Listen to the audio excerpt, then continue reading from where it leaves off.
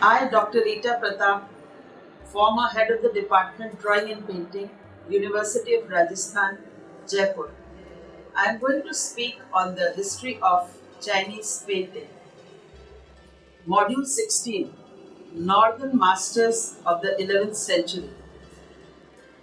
The second half of the Northern Song period from the mid 11th century into the early 12th century was an especially eventful age in Chinese painting.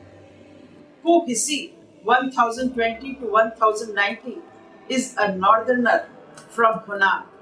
Became an instructor in the Northern Song Imperial Paintings Academy and was noted for his large-scale screens and panoramas painted on the palace walls. Pu Hisi was also the author of a celebrated essay on landscape painting in which he had discussed the themes suitable for painting. He also gave technical advice for practical work and stressed that through art, the mind is cleaned, which is a traditional Confucian concept. Husu Tao Ning, Ye Wen Qiu, and Cao Ko Ming are also known as Northern Song academicians.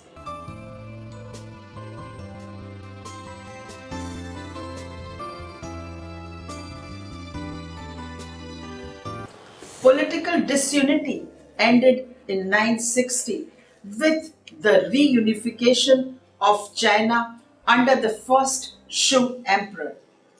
The new empire was smaller than that of the Tang, with the northeastern region of China remaining under the Liu control.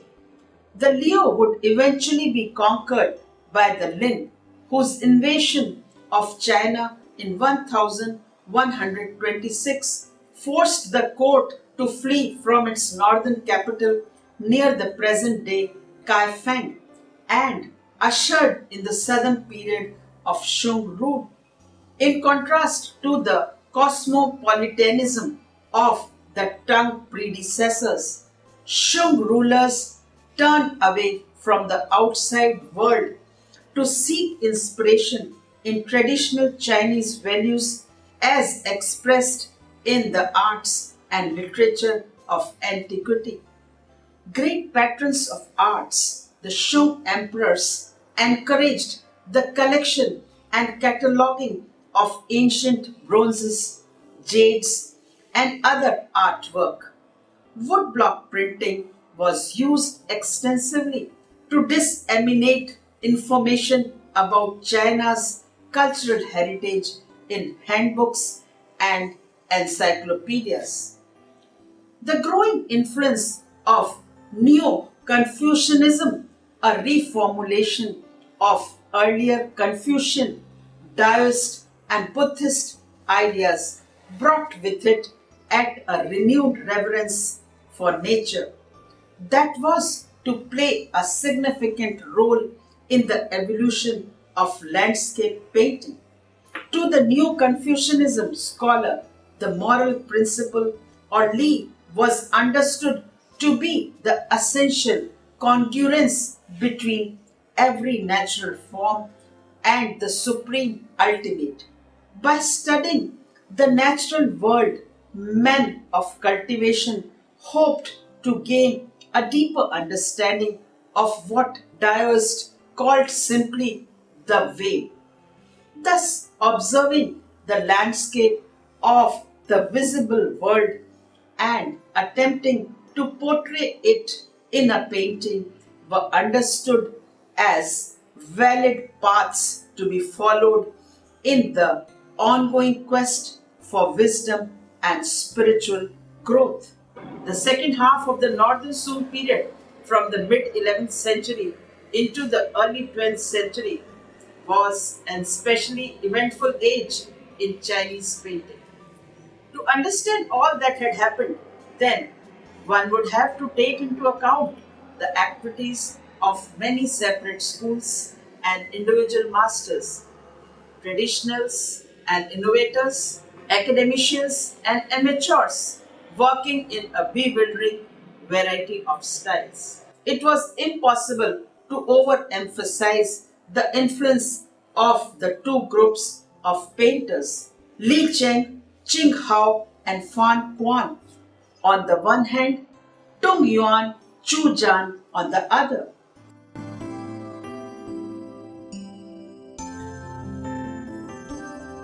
Upon the subsequent history of Chinese painting, apart from the individualists and independents who appeared from time to time, almost every Chinese landscape painter up to modern times has considered himself to be a follower of one tradition or the other, or has consciously combined elements of both in an eclectic style.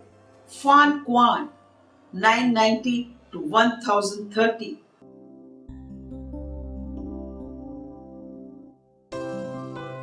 was the master landscape painter of the early Northern Shung dynasty, lived in the barren area in the mountains of Shaanxi province in northern China. Fan Quan is best known for his austere paintings of the landscape north of the Yellow River.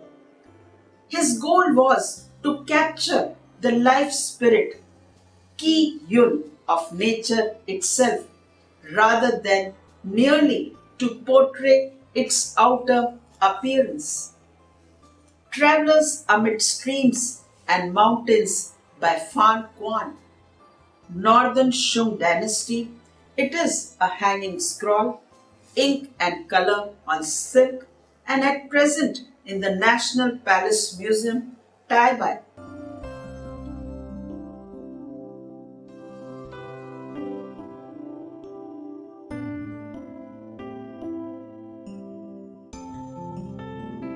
The artist's firm, deliberately brushwork with his signature raindrop texture strokes uniformly used on the boulders and cliffs displays a concentrated energy that makes the mountain appear to come alive.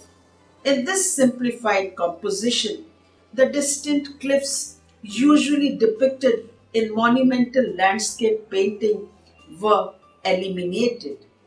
This is the only surviving work painted by Fan Quan's own hand. As said by Mi Fu, the 11th century painter, in Fan Quan's landscapes, you can even hear the water. In the 11th century, the northern tradition of Li Cheng and Fan Quan was brilliantly developed by Hu Hisi 1220 to 1090.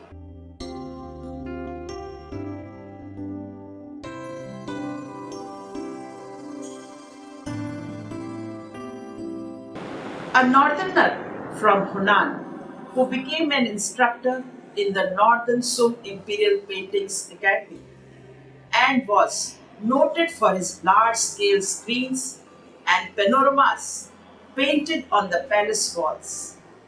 Hu Hisi was also the author of a celebrated essay on landscape painting, in which he had discussed the themes suitable for painting.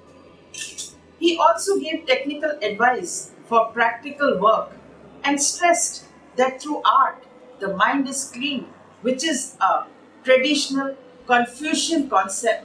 On his advice on landscape painting, he insists again and again on the necessity amounting to an ethical obligation for the artist to study nature in every respect, to mark the procession of seasons, the way the same scene may look at morning and evening, to note and express the particular unique character of every changing moment, to select with care, to impart movement to water and cloud. For he says, water courses are arteries of mountains, grass and trees its hair, mist and haze its complexion. Indeed, as the painter knows the very mountains to be alive, so must he transmit that life, Qi, into the mountains that he paints. He too followed the monumental tradition of Li Cheng. Among the surviving works attributed to him, or rather his original works, is the Great Early Spring, dated to 1072. It is a hanging scroll and at present in the collection of Palace Museum, Taichung. It is the only extant Chinese landscape that rivals the Fan Quan and rather more complex than those of Fan Quan. He uses an exaggerating twisting mountain form, large wavering brushstrokes, shadows, and spatial ambiguities to depict a mysterious and turbulent world.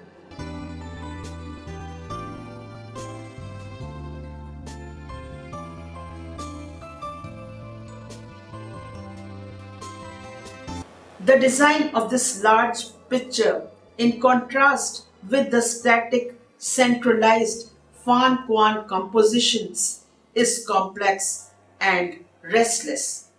The sweeping S curve of the central column of rocks being balanced and supported by a subtle interplay of lesser masses. The outline is still important. Brilliant use is made of dark accents and of the sharp arresting silhouettes of rocks and trees against the mist, while the painter's mastery of depth, both visual and atmospheric, opens up new dimensions of seeing and feeling.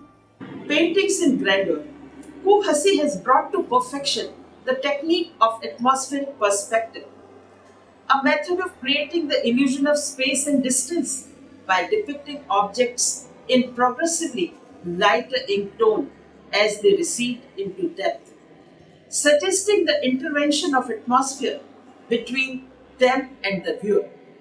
Again, in contrast to Fan Quan, who, as it were, chops out the shapes of his rocks with short, stubby texture strokes. Hu Hisi models his form in soft, transparent washes of graded ink, accentuating their mass with arbitrary but dramatically effective highlights and shadows. This painting is a triumphant vindication of Hu Hisi's ideal. That is, landscape painting should have the power to arouse in the viewer the same kind of feeling that he would have if he is to wander in a real landscape. This deliberate play upon the emotions of the viewer, which Q Hisi himself kept rigorously under control, was later exploited for its own sake by some of his followers, who mistook brilliance of effect for depth of feeling. Hints of it are to be found even in the so accomplished a painter as the Southern Song academician He Xiaokui. It became more obvious still in the work of the Ming painter of the Qi school, whom Tung Chi Chang naturally placed in his northern school. Autumn in the River Valley. It is a section of a hand scroll, ink and light colors on silk, and at present in the Freer Gallery of Art, Washington, D.C.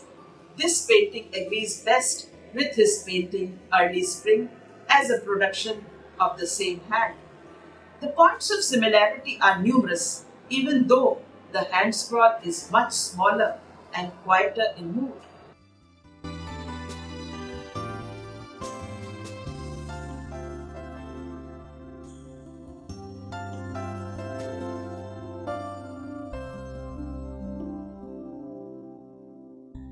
It answers the requirements set forth in Pu Hisi's treatise, inviting the viewer to share in imagination the feelings of the strolling scholar who move leisurely through the landscape.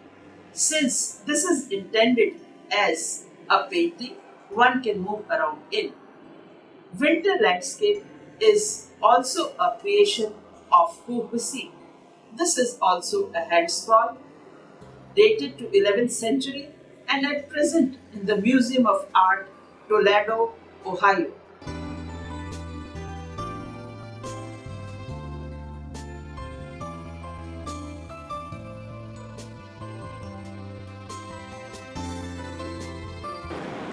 Thus, Puhisi was not only an influential member of the Imperial Painting Academy, but also the dominating figure among the northern painters of the 11th century.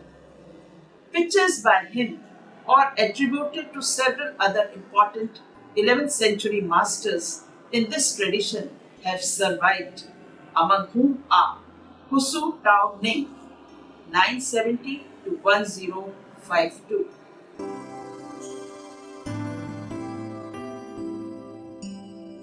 He began life as a farmist and only later became a professional painter of large-scale panoramas. Was often commissioned to paint wall and screen landscapes for the houses of the rich. He produced superb hand scroll, adapting the towering mountains subject to the horizontal format in level distance pictures. One of the most dramatic, finest, and original surviving landscape hand scrolls of the northern period is Fishing in a Mountain Stream. This is also a hand scroll with ink and slight color on silk, belongs to China, Northern Song Dynasty, and at present in the Nelson Attican Museum of Art, Kansas City, Missouri.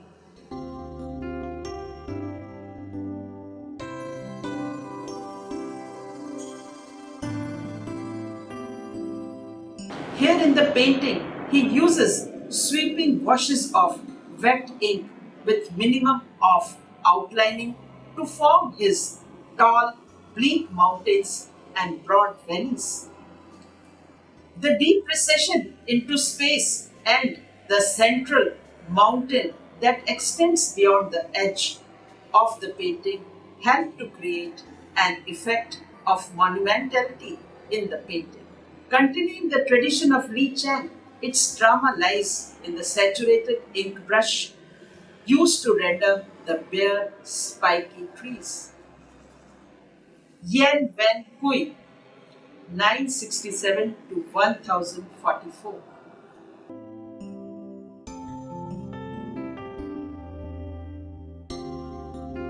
He started his career by selling his pictures in the streets. He was noticed and commissioned to paint landscape on temple walls and eventually rose to painter in attendance at the Northern Song Court and a member of the Imperial Painting Academy. Cao Ko Ming, he was the friend of Yan Wen Hui. He was also known as the Northerner Song academician who executed frescoes on imperial order. All the wall decoration of these and other Song artists disappeared with the destruction of the buildings that housed them. But several of the scrolls have survived, including a short hand scroll attributed to Cao Ko Ming.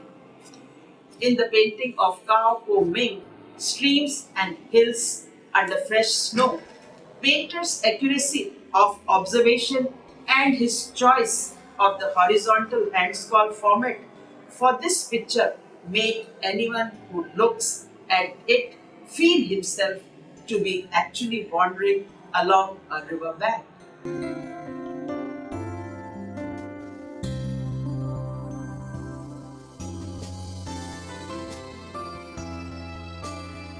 A warmly dressed gentleman greeting his visitor and a solitary fisherman are the only signs of life in a bleak, silent landscape that perfectly evokes the mood of a North China winter.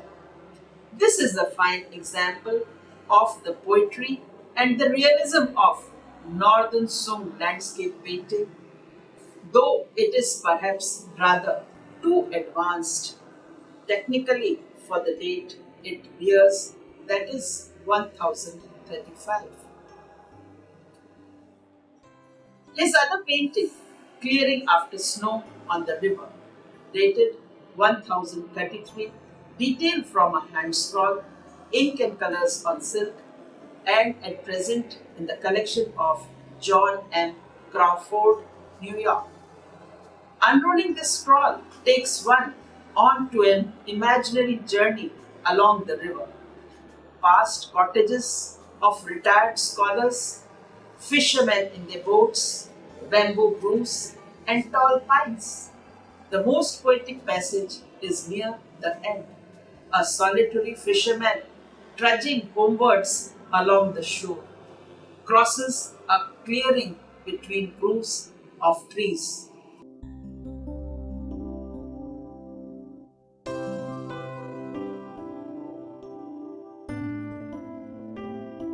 Skillful use of atmospheric perspective surrounding the nearby trees with haze and dimming those more distant and a convincing recession along diagonally placed earth masses open a deep space behind him. In success with which this is accomplished, the painting seems advanced for its time and in other ways as well.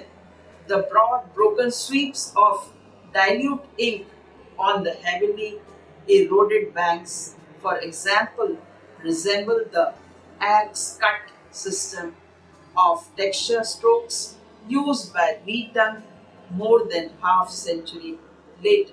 Now, the southern tradition in the 11th century. During the 11th century, the poetic ideals of Wang Wei and the broad, relaxed southern brush style of Tong Yuan and Zhu Jian came together in person of Mi Fu 1052 to 1109. He too, a northerner by birth, who held a variety of administrative posts at the northern Song. Mifu was not only a painter, but also a scholar, an incisive critic, and a collector of ancient paintings. Being an eccentric, he stepped himself in the past, went about in the costume of Tang Dynasty, and often painted pictures in antique styles.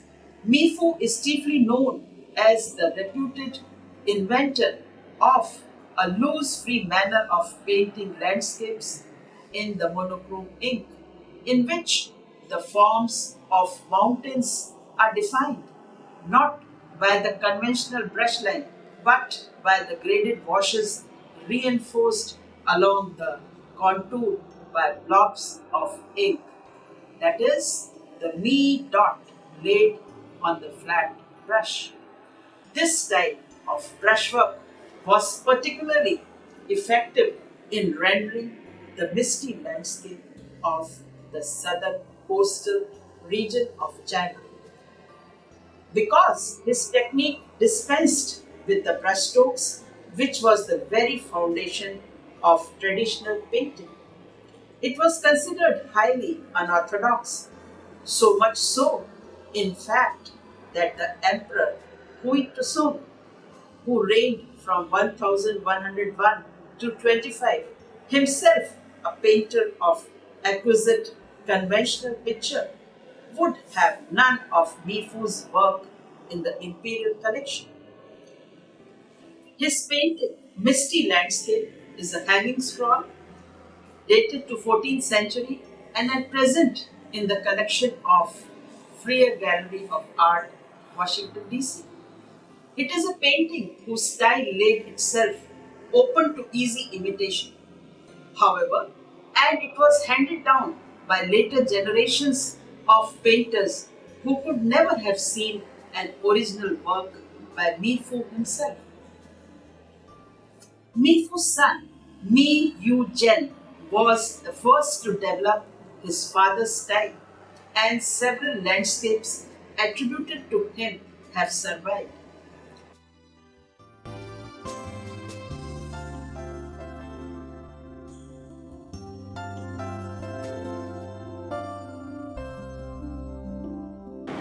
His hand scroll, Cloudy Mountains, dated to 1130 in the Cleveland Museum of Art, Ohio. This picture stands the crossroads between the broad monumental concepts of the Northern Song painter and the more lyrical and poetic masters of the southern Sung dynasty.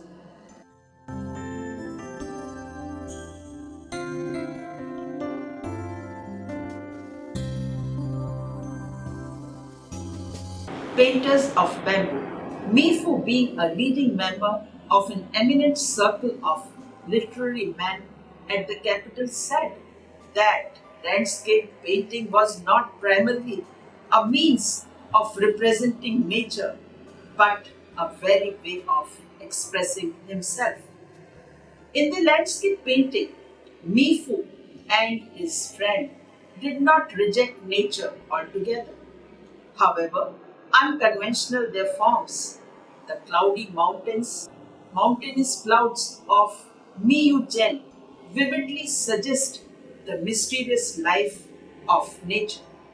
The very chi, that is the life breath, or shen, the spirit of the painting that had been enshrined centuries before in the first principle of Hishio and in the writings of Pu Kai Chi.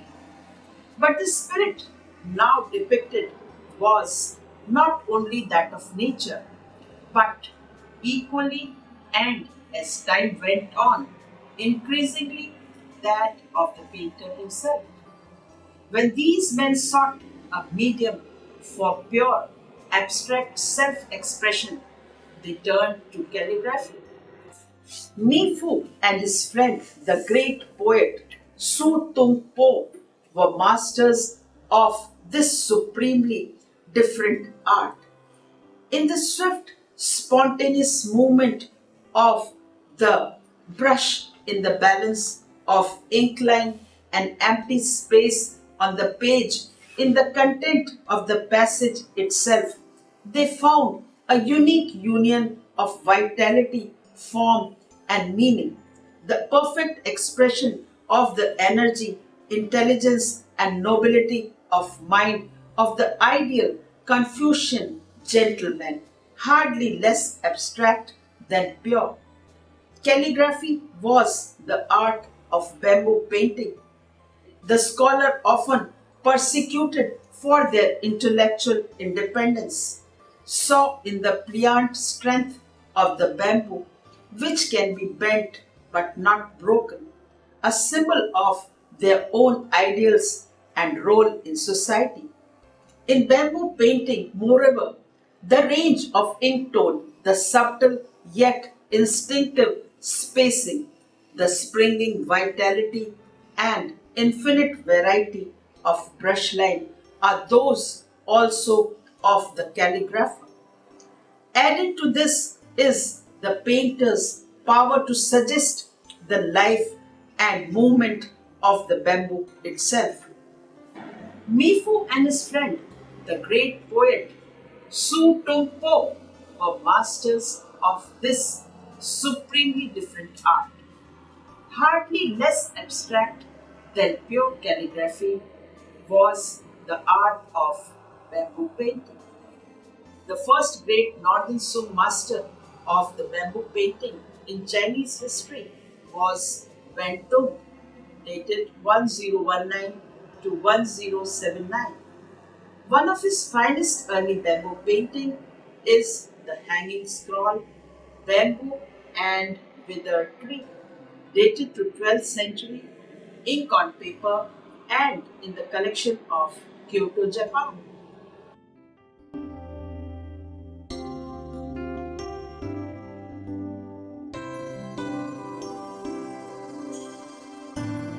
And his other painting, Bamboo, a hanging scroll, ink on silk, and at present in the Nelson Palace Museum, Taiwan. In these bamboo paintings, the brush discipline is evident in the control of each leaf stalk and compositional mastery in the great S curve of the main stalk and the disposition of the almost moving sprays and stems that branch from it. Now, the paintings under the chin Tartars.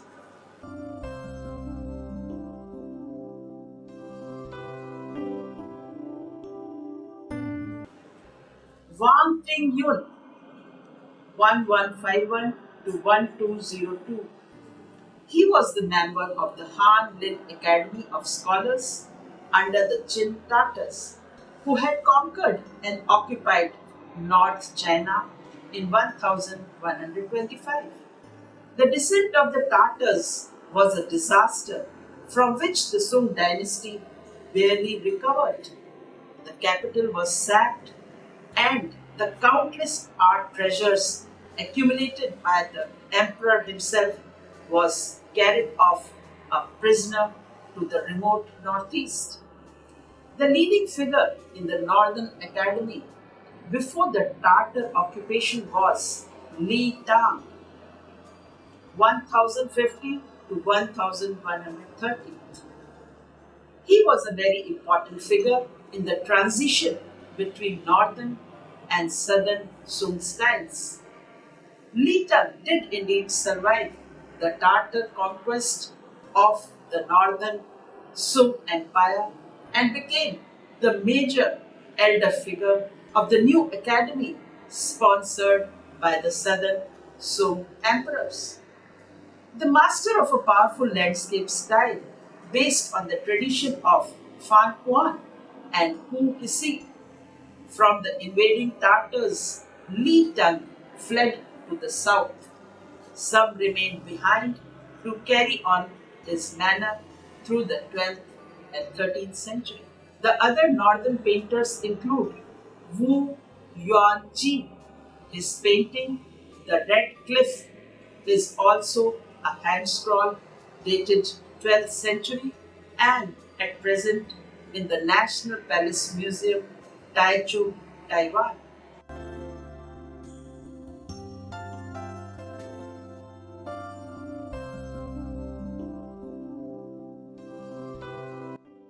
The painters Yang Shi Hsin and Li Shan are important in that they preserved the manner of Li Tang with little change until the day when, under the Mongols, the imperial court was once more established in the north.